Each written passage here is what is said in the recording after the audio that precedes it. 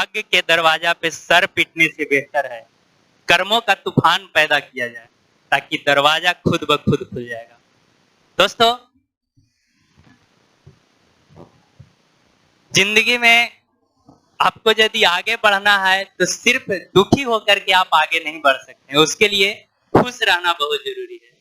देखिए, गणित हमें ये नहीं सिखाता है कि खुशियों को जोड़ा कैसे जाए, और गणित हमें ये भी नहीं सिखाता है कि दुखों को घटाया कैसे जाए, लेकिन गणित हमें एक चीज जरूर सिखाता है कि हर समस्या का हल है।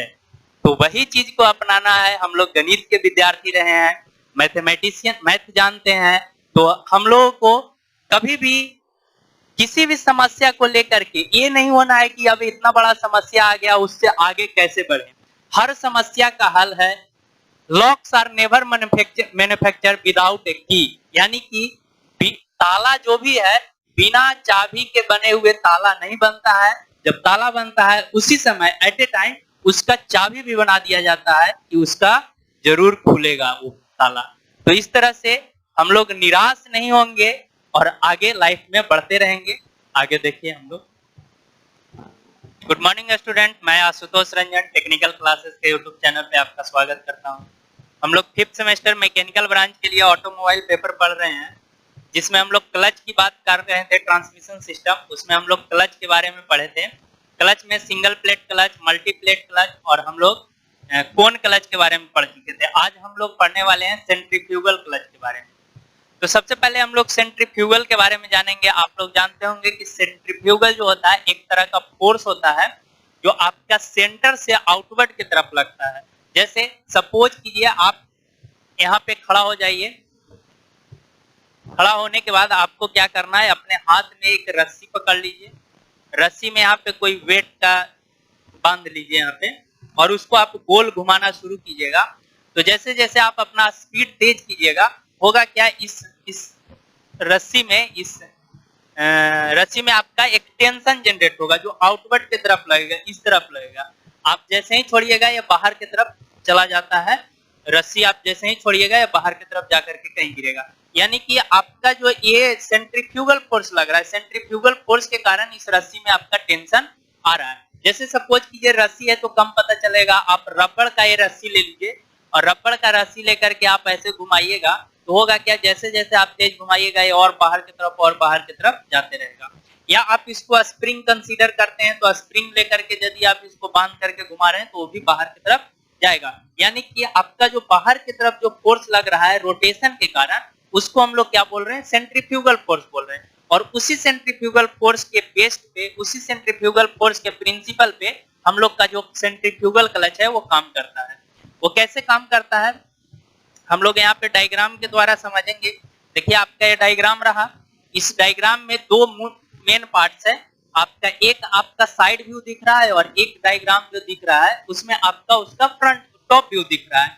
टॉप से यदि उसको देख रहे हैं तो, या फ्रंट से मान लीजिए फ्रंट व्यू दिख रहा है। ये जो आपको दिख रहा है उसमें दो मेंबर है, एक ड्रिवन मेंबर है और एक ड्राइविंग मेंबर है। ड्राइविंग मेंबर यानी कि ड्राइविंग शाफ्ट जो है वो आपका ड्राइविंग शाफ्ट आपका इंजन से कनेक्टेड है, यानी कि इंजन से या क्रैंक शाफ्ट से, आप बोलिए क्रैंक शाफ्ट से कनेक्टेड है।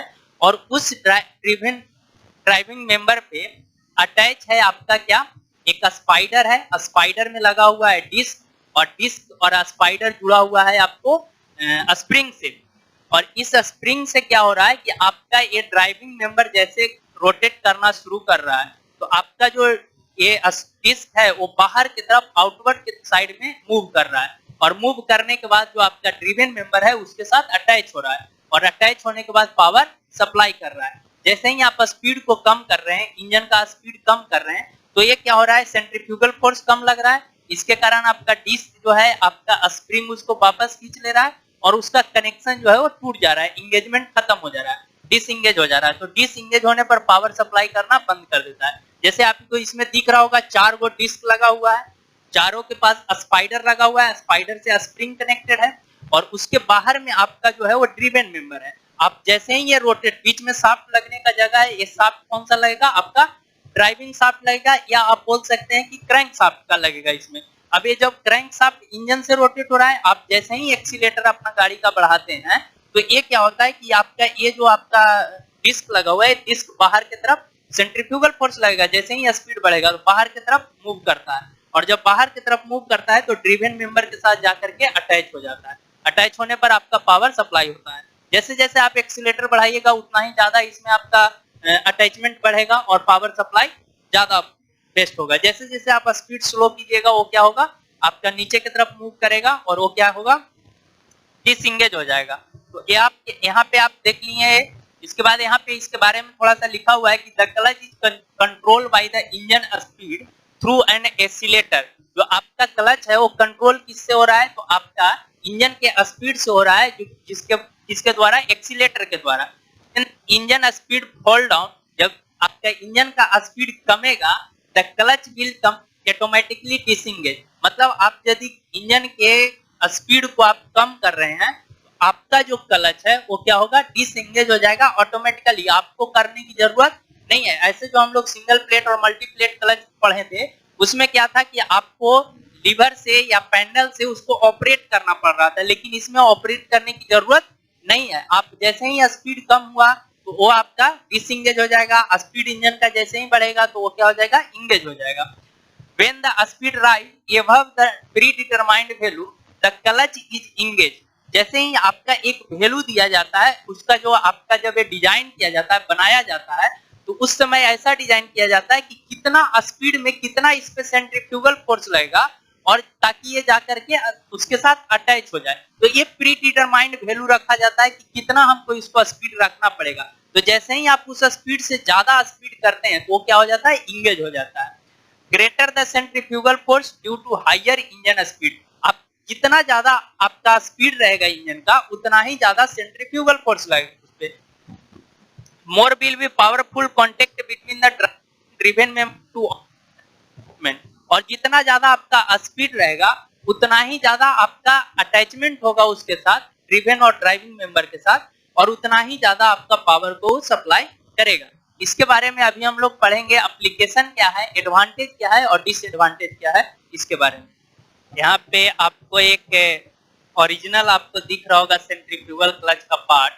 इसमें आपको दिख रहा होगा एक 3 आपका स्प्रिंग लगा हुआ दिख रहा होगा, उस तीनों स्प्रिंग में आपका डिस्क लगा हुआ है। आप इसमें देख सकते हैं कि किस तरह से ये ऑपरेट होता होगा। यहाँ से स्प्रिंग से बाहर की तरफ तीनों जो है बाहर की तरफ निकलता है, और बाहर की तरफ निकलने के बाद आपका जो ड्रिवन मेंबर है उसके साथ अटैच हो जाता है, और जो ड्राइविंग मेंबर से पावर जा रहा है वो ड्रिवन मेंबर के पास जाने लग रहा है। अभी हम लोग इसके बारे में एडवांटेज और डिसएडवांटेज और एप्लीकेशन कहाँ है इसके बारे में हम लोग पढ़ेंगे।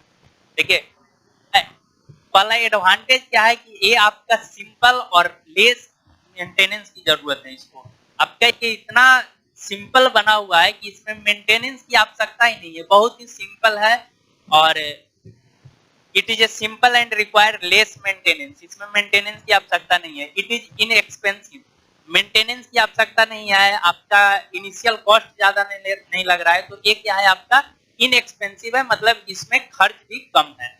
ये आपका फायदा है। It does not need necessary control mechanism. इसमें आपको किसी भी तरह का कंट्रोल मैकेनिज्म की आवश्यकता नहीं है अलग से। जैसे उसमें आपको पेंडल लगाना पड़ता था, वहां से आपको लिंक जोड़ करके, फलक्रम जोड़ करके आप पेंडल तक लाते थे कि ऑपरेट कर सके। तो इसमें आपको इस तरह के कंट्रोल मैकेनिज्म की आवश्यकता ही नहीं है कि आपको दूसरे और कोई कंट्रोल मैकेनिज्म लगाना है। It help to prevent the engine from stalling. मतलब आपका है इंजन के बंद होने के, खराब होने के हो जाता है क्लच के कारण। क्या होता है कि सिंगल प्लेट या मल्टीप्लेट क्लच आप यूज करते हैं तो कभी कभी हम उस स्पीड को मेंटेन नहीं किए हुए रहते हैं, और वहां पे हम गियर चेंज कर रहे हैं या क्लच दबा दिए हैं, तो उस स्थिति में क्या होता है आपका इंजन पे प्रभाव पड़ता है। लेकिन इसमें आपका इंजन को प्रभाव पड़ने से कोई मतलब नहीं, क्योंकि इंजन के पावर से ही ऑपरेट हो रहा है। इंजन का स्पीड मेंटेन करेगा तो ऑटोमेटिकली ये आपका चेंज हो जाएगा। जैसे आपका इंजन का स्पीड आपने जैसे ही कम किया तो ये आपका डिसएंगेज हो जाएगा। इंजन का स्पीड आप जैसे ही बढ़ाएं तो इंजन इंगेज हो जाएगा। यानी कि ये आपका इंजन को खराब होने से भी आपको बचाता है। इस तरह का इसका ये एडवांटेज रहा सेंट्रीफ्यूगल क्लच का। डिसएडवांटेज भी इसका कुछ है। इसमें डिसएडवांटेज क्या है कि loss power in it due to slipping and friction. आपका स्लिप और फ्रिक्शन के कारण इसमें पावर जो है वो क्या हो जाता है, लॉस हो जाता है। क्योंकि बहुत बार ऐसा होता है कि स्पीड मेंटेन कर ली है, स्पीड जैसे ही मेंटेन किया और आपका ड्राइविंग मेंबर और ड्रिवन मेंबर एक साथ अटैच हुआ तो वो स्लिप कर गया, डिस्क स्लिप कर जा रहा है या फ्रिक्शन उसमें जनरेट हो रहा है, इसके वजह से पूरा का पूरा पावर जो है ट्रांसमिट नहीं हो पा रहा है।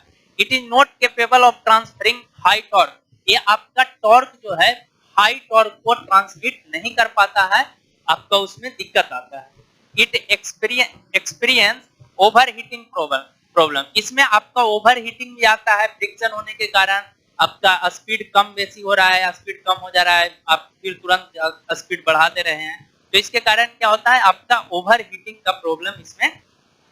इसका यूज हम लोग कहाँ कहाँ करते हैं, यूज हम लोग लैंड मूवर में, लैंड मूवर जो होता है आपका घास काटने वाला आप मशीन देखे होंगे जो कि जिससे कि घास कटता है, तो ये आपका लैंड मूवर में इस तरह का लगा हुआ रहता है आपका सेंट्रीफ्यूगल क्लच। मोपेड जो पुराना जमाना में मोटरसाइकिल आपका आता था टू व्हीलर, उसमें आपका क्लच जो यूज होता था सेंट्रीफ्यूगल टाइप क्लच यूज होता था। अभी इसमें एक टीवीएस का जीवा जो गाड़ी आया था उसमें भी आपका लगा हुआ है कौन सा, सेंट्रीफ्यूगल क्लच लगा हुआ था।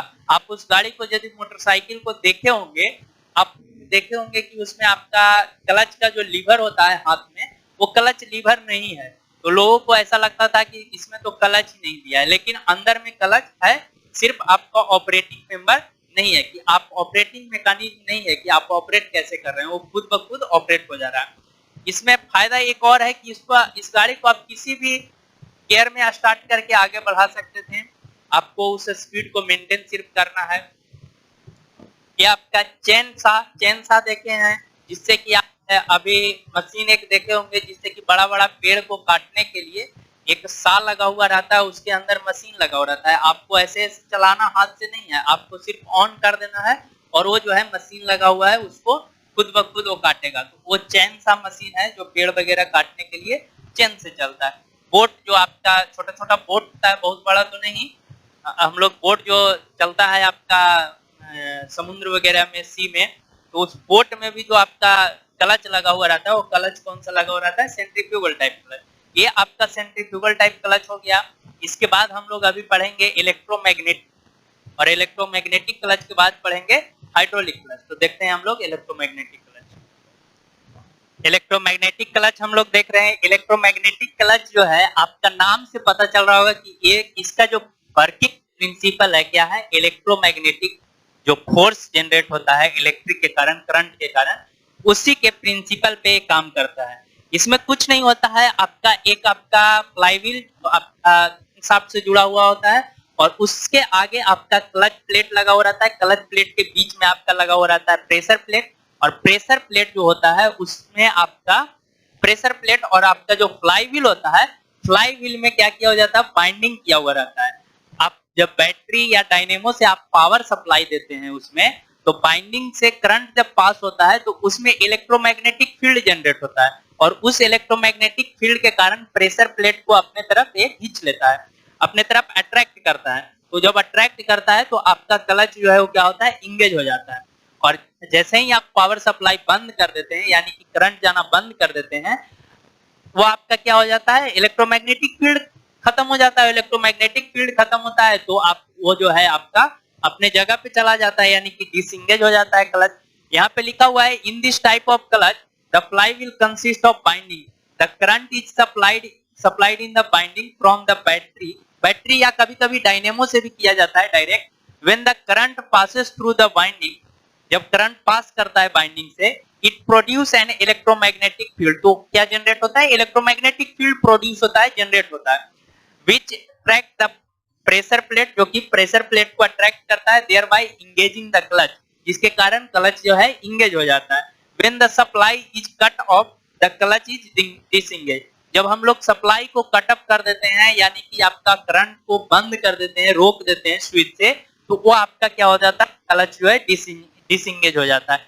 ये ज्यादातर जो होता है, इसका जो स्विच रहता है वो आपका ड्राइवर के जो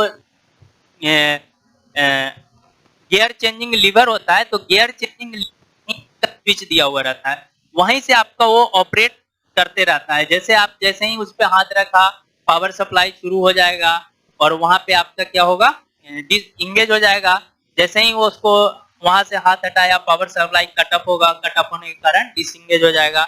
इस तरह का जो क्लच होता है यूज आपका रेनॉल्ट का जो कार आता है, कुछ रेनॉल्ट का कार में आपका इस तरह का इलेक्ट्रोमैग्नेटिक क्लच का इस्तेमाल किया गया है। पे आप डायग्राम उसका देख रहे होंगे। डायफ्राम क्लच जो है आपका सिंगल प्लेट क्लच के तरह ही है, सिंगल प्लेट क्लच का सिमिलर है। इसमें सिर्फ चेंज है तो ये है कि आपका सिंगल प्लेट क्लच में कॉइल स्प्रिंग लगा हुआ था और आपका इसमें डायफ्राम स्प्रिंग लगा हुआ है। डायफ्राम स्प्रिंग जो होता है एक इस तरह का एक रॉड है समझ लीजिए, और इस रॉड को क्या किया जाता है कि आप जब इस पे प्रेशर लगाइएगा बीच में तो इस तरह का बकल होता है। तो बकल होने पर जो आपका यहाँ पे आपका प्रेशर प्लेट जो रहता है इसको, वो चीज क्या हो जाता है, इसका प्रेशर प्लेट से इंगेजमेंट खत्म हो जाता है। लेकिन जैसे ही आप पैर हटाते हैं तो ये क्या होता है, इंगेज हो जाता है।